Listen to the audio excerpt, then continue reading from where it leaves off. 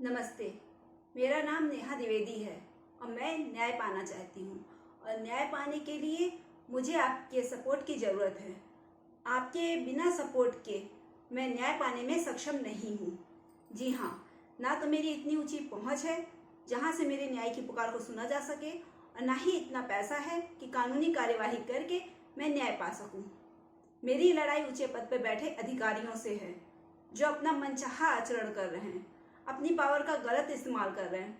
अपनी पावर का गलत इस्तेमाल करके उन्होंने मुझे नौकरी से निकाल दिया है। जी हाँ, अपनी पावर का गलत इस्तेमाल करके उन्होंने मुझे नौकरी से निकाल दिया है, जो कि मैंने बहुत ही मेहनत और संघर्षों से पाई थी। जी हाँ, मैं लखनऊ की रहने वाली हूँ और सन 16 में आयोग के द्वारा कनिष्ठ सहायक पद के लिए एग्जाम लिए गए थे, जिसे पास करके मैंने सन 19 में एनसीसी गोरखपुर यूपी 46 बटालियन में ज्वाइनिंग प्राप्त की थी। ज्वाइनिंग के पहले दिन से ही मेरे साथ उन्होंने गलत करना शुरू कर दिया था। जब मेरी वहाँ पे ज्वाइनिंग हुई तो मैं वहाँ पे कुछ दिनों की छुट्टी चाह रही थी कि मुझे मिल जाए, ताकि मैं अपने वहाँ पे रहने की व्यवस्था कर सकूँ। और मैंने वहाँ पे बड़े बाबू से बात करी कि मुझे 1-2 दिन की छुट्टी दे दिए, ताकि मैं अपने यहाँ रहने की व्यवस्था कर लूँ। मेरा यहाँ पे कोई भी रिलेटिव नहीं है, ना ही मैं यहाँ पे किसी को जानती हूँ, मेरे रहने की यहाँ पे व्यवस्था नहीं है। लेकिन उन्होंने साफ इनकार कर दिया कि ये आपकी प्रॉब्लम है, आपको 1 भी दिन की छुट्टी नहीं मिलेगी, हमारे वहाँ ये रूल नहीं है। तो मैंने वहाँ के जो सीनियर अधिकारी थे, सीओ सर, उनसे बात करनी चाहिए और उनसे बात की कि सर ऐसे ऐसे मेरे साथ प्रॉब्लम है, मैं लखनऊ की रहने वाली हूँ और मेरी यहाँ पे कोई व्यवस्था नहीं है, मेरा यहाँ कोई ठिकाना नहीं है, तो मुझे ऐसे ही प्रॉब्लम होगी, इसलिए मैं 1-2 दिन की छुट्टी चाहती, ताकि मैं अपनी रहने की व्यवस्था कर सकूँ। तो उन्होंने कहा ठीक है, कोई प्रॉब्लम नहीं है, आप ले सकती हैं, और जब आपकी ये व्यवस्था हो जाए, जब आप चाहें तो अपना वापस ऑफिस ज्वाइन कर सकती हैं। 2-4 दिन, जितने दिन आपको छुट्टी चाहिए आप ले लीजिए। जब मैंने ये बात अपने बड़े बाबू को बताई तो वो तो आंख बबूला हो गया। उन्होंने बहुत ही रूडली तरीके से गुस्से में कहना शुरू कर दिया कि मैंने उनसे ये बात जाके क्यों करी, मैंने उनसे परमिशन क्यों लिया, क्योंकि यहाँ मेरी चलती है, जो मैं कहूँगा वही होगा, आपने वहाँ ये बात क्यों करी जाके। तो मैंने उनसे कहा सर वो आपके भी सीनियर हैं और मेरे ख्याल से आपके ऊपर भी कोई बात नहीं आएगी, जब उन्होंने कह दिया है, अलाउ कर दिया है कि मैं छुट्टी ले सकती हूँ, तो प्रॉब्लम क्या है। उन्होंने कहा वो भले ही सीनियर हूँ पर यहाँ मेरी चलेगी। वो 2 साल के लिए आते हैं और उनसे आधा मेरी यहाँ चलती है, यहाँ जो मैं कहूँगा वही होगा और मैं आपको छुट्टी नहीं दूंगा। तो मैंने ऐसा अपने पापा को बताया कि ऐसा ऐसा यहाँ पे हो रहा है। तो मेरे पापा जो मेरे साथ गए थे, पापा मम्मी और जिया जी मेरे साथ गए थे, तो उन्होंने कहा कि ठीक है बेटा, अभी नया नया मामला है, तो यहाँ पे बड़े बाबू को नाराज करके मत रहो, कोई लड़ाई या उसका इशू मत करो, तुम यहाँ पे रहो, हम लोग देखते हैं कुछ करते हैं, और तुम यहाँ पे मतलब ये है कि उनको नाराज मत करो बड़े बाबू को, और यहाँ पे तुम करो। मैंने कहा ठीक है, जैसा पापा ने जो बोला मैंने कहा ठीक है, कोई बात नहीं, कोई बवाल या बखेड़ा नहीं करती हूँ, जैसा वो कह रहे हैं उनकी बात मान लेती हूँ। अगले फिर लेकिन मेरे सामने एक ही समस्या थी कि मैं कहाँ रुकूंगी, क्या करूँगी, रात में कहाँ जाके रेंट के लिए ढूंढूं। तो वहीं ऑफिस के जो एक अंकल जी थे, उन्होंने अपने घर में कहा कि आज रात आप हमारे वहाँ ठहर जाइए, फिर जैसा जो होगा आप देख लीजिएगा सुबह। मैंने कहा ठीक है। सुबह होते ही मैंने तो ऑफिस ज्वाइन कर लिया जाके, क्योंकि मेरी टाइमिंग वही हो रही थी और मुझे छुट्टी नहीं मिली थी। तो मेरे पापा ने रहने की व्यवस्था किया, देखी जो मिला जैसा मिला, वहाँ पे उन्होंने एक रूम लिया मेरे लिए और सामान रख के उसमें वो चले गए। मैं यहाँ लखनऊ से ये सोची गई थी कि गोरखपुर में जाऊंगी, 1 दिन ज्वाइन करूंगी, उसके बाद 2-4 दिन के लिए घर आ जाऊंगी, अपनी व्यवस्था वगैरह जब तक करूंगी, अपने आप को भी मैं इसके लिए प्रिपेयर कर लूंगी कि मुझे अकेले वहाँ पे रहना है। मेरी नौकरी लग गई है, जो कि मुझे अकेले गोरखपुर में रह के नौकरी अपनी ज्वाइन करनी है। मैं तैयार कर लूँगी अपने आप को, प्रिपेयर हो जाऊँगी इस बात के लिए। लेकिन मुझे अपने आप को संभालने का मौका भी नहीं मिला, 1 भी दिन की छुट्टी नहीं मिली मुझे। मेरे पेरेंट्स वही वैसे ही उसी हाल में वहाँ पे छोड़कर आ गए। अब आप सोचिए मेरे ऊपर क्या बीती होगी। लेकिन उसके बावजूद मेरे पापा ने मुझे ये सिखाया था कि मुझे वहाँ पे बना के चलना है, वो जो कहें जैसा कहें करना है। मैं उन्हीं की बात मानती रही, करती रही, लेकिन उसके बावजूद मुझे वहाँ पे टॉर्चर किया गया। उसके बाद भी मेरे साथ हरेसमेंट होता रहा, मुझे वो डराते धमकाते रहे, और फिर मुझे मेरे सीनियर की कही गई बातों के लिए या दिए गए काम को ना करने के लिए कहते रहे कि आपको उनका काम मना कर देना है। जैसे सीईओ सर अगर मुझे कोई काम कहते हैं तो मुझे वो नहीं करना, जो कि उनसे भी ऊंची पोस्ट पर थे वो, और मुझे जाके उन्हें साफ मना कर देना। उन्होंने ऐसा कहा। मैंने कहा सर मैं उन्हें कैसे जाके मना कर सकती हूँ, वो तो आपके भी सीनियर हैं, तो मैं कैसे कहूँ, मैं अभी यहाँ नई आई हूँ, मैं ऐसा नहीं कर सकती हूँ। तो उन्होंने कहा कि देखो वो 2 साल के लिए आते हैं और 2 महीने में उनका वो 2 साल पूरा हो रहा है, वो जब चले जाएंगे तो आप नहीं जानती कि आपके साथ क्या होगा अगर आपने मेरी बात नहीं मानी तो।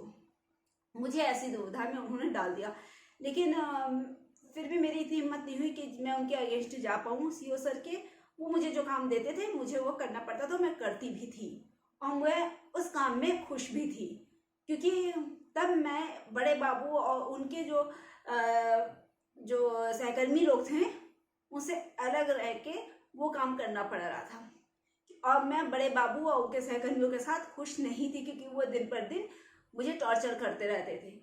कुछ ना कुछ वो ऐसा बोलते थे जिससे मैं हर्ष होती थी और टॉर्चर होती थी। यहाँ तक कि मैंने जब सीईओ सर की बात मानी, इनका दिया काम करने लगी, तो जब मैं ऑफिस जाती थी उसके बावजूद मुझे प्रेजेंट नहीं लगाने देते थे, एब्सेंट कर देते थे। मेरे पूछे जाने पर कि आप ऐसा क्यों कर रहे हैं, उन्होंने कहा तुम लेट हो, इसलिए मुझे एब्सेंट कर दिया। वो भी कब, जब मैं लखनऊ से गोरखपुर वहाँ पे गई थी, ट्रेन थोड़ा लेट हो गई थी, तो 15-20 मिनट की बात थी उसमें, तब उन्होंने ऐसा किया। जबकि मेरे वहाँ पहुँचने के बाद भी वहाँ के कर्मचारी आ रहे थे, वो लोग लेट थे लेकिन उनको एब्सेंट नहीं लगा रहे थे, वो लोग आके अपना आराम से प्रेजेंट लगा रहे थे, उनको लगाने दिया गया।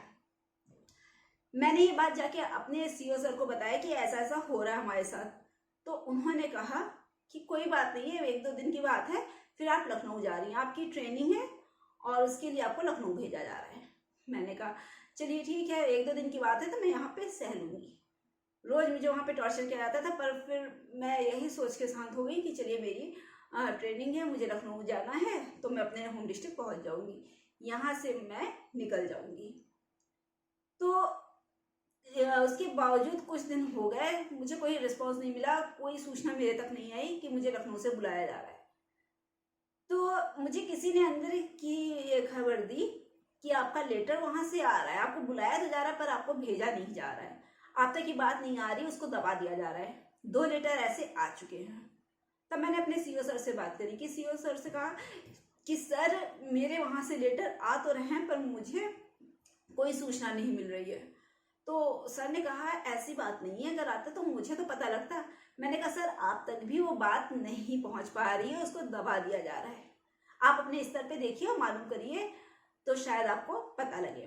तो उन्होंने अपने स्तर पे मालूम किया, तब उन्हें पता लगा कि हाँ मुझे लखनऊ से बुलाया गया था, 2 बार ऐसा हो चुका था और वो लेटर दबा दिया गया। तब सीईओ सर ने कहा कि ठीक है ऐसा है, मैं आपको अपने बेस पे भेजता हूँ और आप ट्रेनिंग के लिए जा रही हैं।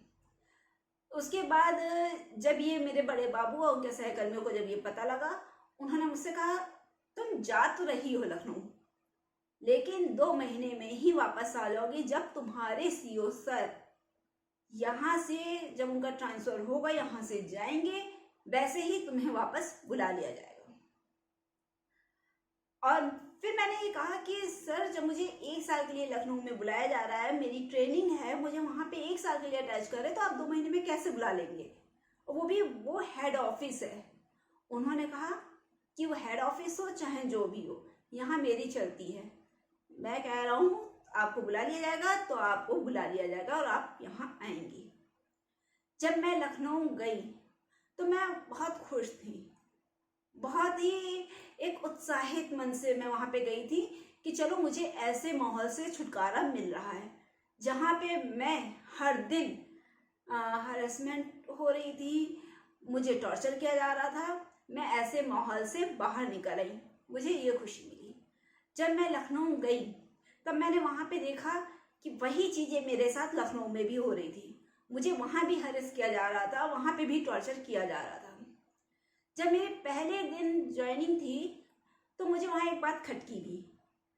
मुझे जिस पोस्ट के लिए जिस ब्रांच में बुलाया गया था, रखा गया था, वहाँ पे ही मेरी ही वर्क के लिए, मेरी ही पोस्ट के लिए वहाँ पे एक और लड़के को मेरे साथ ही बुलाया गया।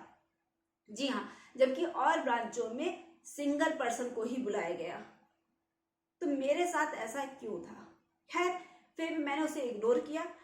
क्यों? क्योंकि मुझे लगा चलो मैं भी तो लखनऊ में हूँ, मैं अपना काम करती रहूँगी, मुझे क्या फ़र्क पड़ता है कि यहाँ पे कौन है, कितने लोग हैं, इससे मुझे फ़र्क नहीं पड़ना चाहिए। फिर मैं अपना काम करने लगी। पर 2 महीने होते ही मुझे ऑफिस में बुलाया गया और वहाँ एक मुझे पर्चा थमा दिया गया कि इस पर आप साइन करिए। मैंने कहा ये क्या है? तो मुझसे कहा गया बस आप साइन करिए। तो मैंने कहा है क्या, इसको देखूं।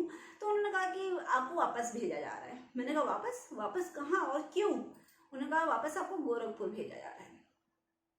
मैंने कहा क्यों? तो उन्होंने कहा मैं आपको रीजन इसका नहीं बता सकता हूँ कि क्यों, बस आपको भेजा जा रहा है।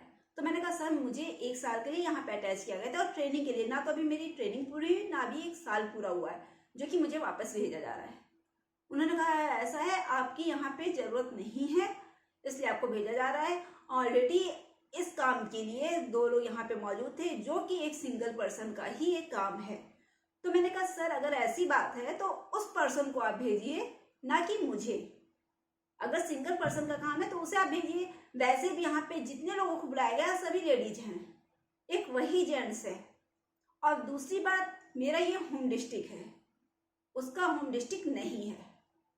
और तीसरी बात, मेरे जो पापा हैं वो हार्ट पेशेंट हैं, अभी हॉस्पिटलाइज थे, अभी अभी वो घर पे आए हैं। और मेरी भी इस बीच तबीयत सही नहीं थी, मेरा भी इलाज चल रहा था। तो मैंने उनसे ये बात भी कही, अपना मेडिकल रिपोर्ट भी उनको दिखाया कि सर ऐसे ऐसे है, तो प्लीज़ मेरी जगह आप उस पर्सन को भेज दीजिए। लेकिन नहीं, उन्होंने मेरी इस बात को नहीं माना और खारिज कर दिया कि आपको जाना, और वो भी अभी के अभी आपको जाना और आप इस पर साइन करिए। जब तक आप साइन नहीं करेंगी तब तक आपको इस रूम से बाहर नहीं जाने दिया जाएगा। जबरदस्ती उन्होंने मुझसे साइन करवाया, मुझे ना सोचने का मौका दिया, ना समझने का मौका दिया। जबकि मैं उनसे रिक्वेस्ट करती रही, उनसे कहती रही कि मेरे पापा हार्ट पेशेंट हैं। उनको मैं ये कैसे बताऊंगी कि मुझे आज ही गोरखपुर के लिए निकलना है, जबकि उनको मैंने ये बताया था मैं 1 साल के लिए यहाँ पे मौजूद हूँ, 1 साल के लिए यहाँ पे हूँ। लेकिन उन्होंने एक भी नहीं सुनी। बस उन्होंने ये कहा कि आपको जाना है तो जाना है, निकलिए।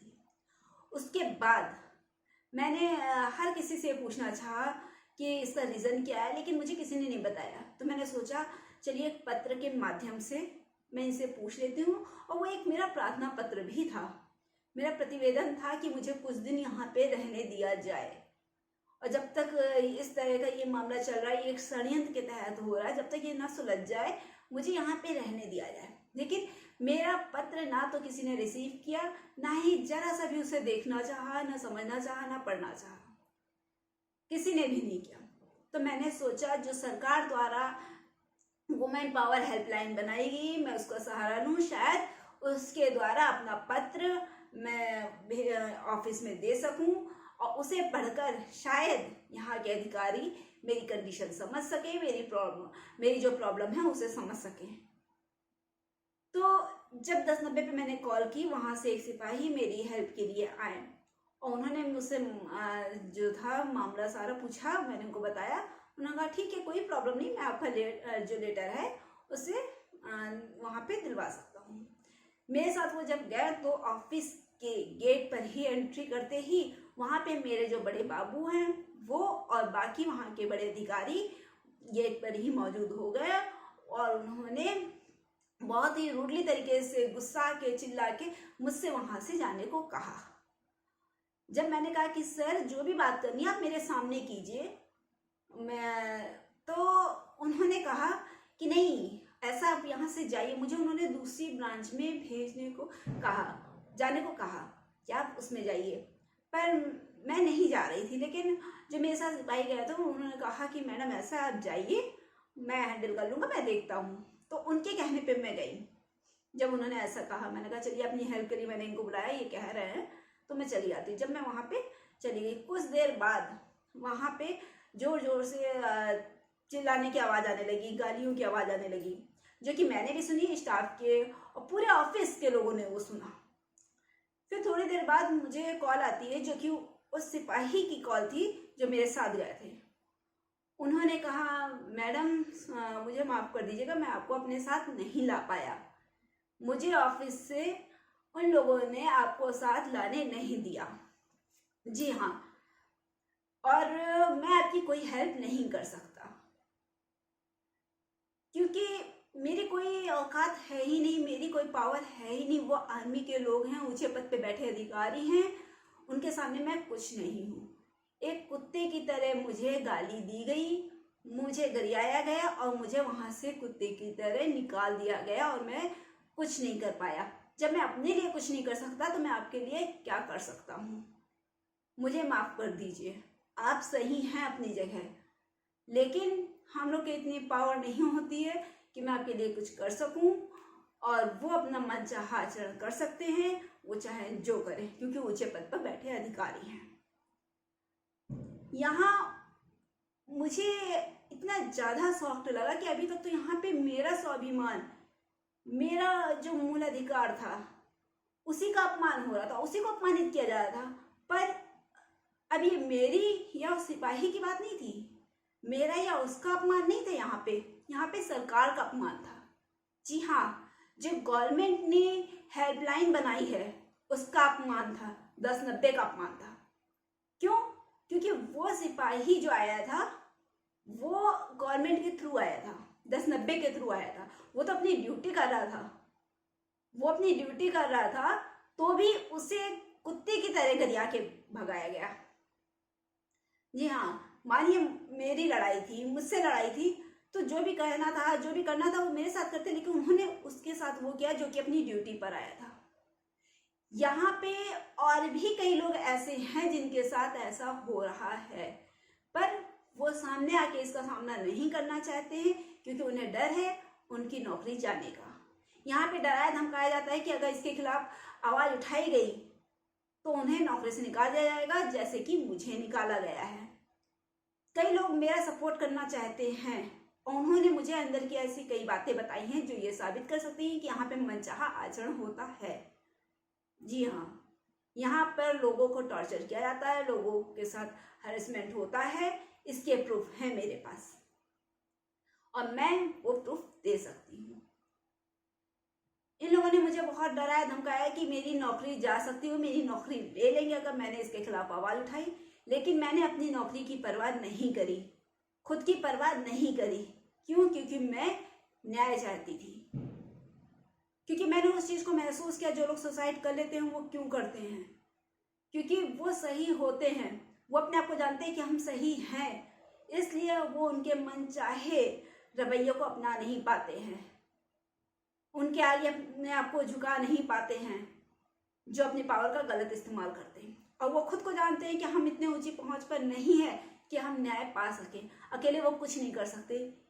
इसी कस्मकस में होते हुए वो सुसाइड कर लेते हैं, जब अपने आप को वो कमजोर समझते हैं। मैं भी इसी रास्ते पर हूँ, मुझे भी यही महसूस हुआ, तभी आज मैं जान पाई कि लोग सुसाइड क्यों करते हैं। लेकिन उसके बावजूद मेरे सामने एक रास्ता नजर आया कि मैं उसके द्वारा न्याय पा सकती हूँ, वो है आप। जी हाँ, मुझे लगा मैं आपके सपोर्ट से न्याय पा सकती हूँ। मैं अकेले तो सक्षम नहीं हूँ, लेकिन आप मुझे न्याय दिला सकते हैं। इसलिए मैंने ये कदम उठाया, अपनी जिंदगी, अपनी नौकरी दांव पर लगाकर। मेरे साथ लखनऊ गोरखपुर में गलत हुआ, जिसकी सूचना मैंने दिल्ली में भी दी। दिल्ली जो हेड ऑफिस है एनसीसी का, वहाँ पे सूचना दी, लेकिन वहाँ से भी मुझे कोई रिस्पांस नहीं मिला। मेरी आवाज़ को हर जगह दबा दिया गया है, मेरी आवाज़ को कहीं सुना ही नहीं गया। जी हाँ, जबकि मेरे पास हर एक चीज़ का प्रूफ है। जिनका मैं नाम लूँगी, जिनके खिलाफ मैं बोलूँगी, सबका प्रूफ है मेरे पास, क्योंकि मैं जानती हूँ कोई भी इंसान चाहे जितना भी सही हो, उसे सही नहीं माना जाता है जब तक वो उसे प्रूफ ना कर पाए। बिना सबूत के मैं कोई बात नहीं कर रही हूँ। मेरे पास हर एक बात का प्रूफ है और मैं साबित कर सकती हूँ कि यहाँ अपनी पावर का गलत इस्तेमाल किया जाता है, यहाँ लोगों को टॉर्चर किया जाता है। बस मुझे आपके साथ की ज़रूरत है, आपके सपोर्ट की ज़रूरत है। जी हाँ, आज मैं तंगी के उस हाल में हूँ जहाँ मुझे कोई और रास्ता नहीं समझ में आ रहा है, जहाँ मेरे पास कोई रास्ता नहीं है। मैं भी आज उसी राह पे खड़ी हूँ जहाँ लोग सुसाइड कर लेते हैं, लेकिन मेरे पास सिर्फ एक उम्मीद है, आपकी। मैंने अपनी इस हर एक बात को, जो भी जिस हाल में मैं गुजर रही हूँ, तंगी के हाल में, मैंने अपने ऑफिस में, लखनऊ में, गोरखपुर में उन लोगों को ये बात बताई है कि मैं ऐसे हालातों में हूँ, मुझे मेरी नौकरी से ना निकाला जाए। लेकिन वहाँ पे मेरी नहीं सुनी गई। उन्होंने तो देखा कि लोहा गर्म है, वार कर दो। उन्होंने मुझे कमजोर पाया और उन्होंने ये काम कर दिया। जी हाँ, उन्होंने मेरे साथ ऐसा किया। आज मैं इतनी ऐसी तंगी हालत में हूँ, जो मेरे हस्बैंड हैं उनकी भी इतनी सैलरी नहीं है कि हम लोग अपने जो किराए के मकान में रह रहे हैं उसका किराया चुका पाएँ या बिजली का बिल जमा कर पाएँ। हम लोग बहुत ही मुश्किलों से, बहुत ही संघर्षों से अपनी ज़िंदगी जी रहे हैं। जी हाँ, सिर्फ इस उम्मीद पे कि शायद मैं न्याय पा सकूं, आपका सपोर्ट मुझे मिले तो मैं इन लोगों को ये दिखा सकूं, जो ऊंचे पद पर बैठे अधिकारी, जो अपना मनमाना आचरण कर रहे हैं, कि अगर कोई अपने न्याय पाने पे आ जाता है, जो ये ठान लेता है, तो वो पाके रहता है। चाहे जितने ऊंचे पद पर बैठे अधिकारी हों, उन्हें वो नीचे गिरा सकता है। जी हाँ, प्लीज़ आपसे हाथ जोड़कर विनती कर रही हूँ, मेरा साथ दीजिए, मुझे सपोर्ट कीजिए ताकि मैं न्याय पा सकूँ। आपके सपोर्ट के बिना मैं न्याय पाने में सक्षम नहीं हूँ। मेरी लड़ाई ऊंचे पद पर बैठे अधिकारियों से है। प्लीज़ मेरा साथ दीजिए। अगर आप साथ नहीं दे सकते तो बस इतना ज़रूर कर दीजिएगा कि इस वीडियो को जितना हो सके ज़्यादा से ज़्यादा रिट्वीट कर दीजिएगा और ज़्यादा से ज़्यादा इसे शेयर कर दीजिएगा।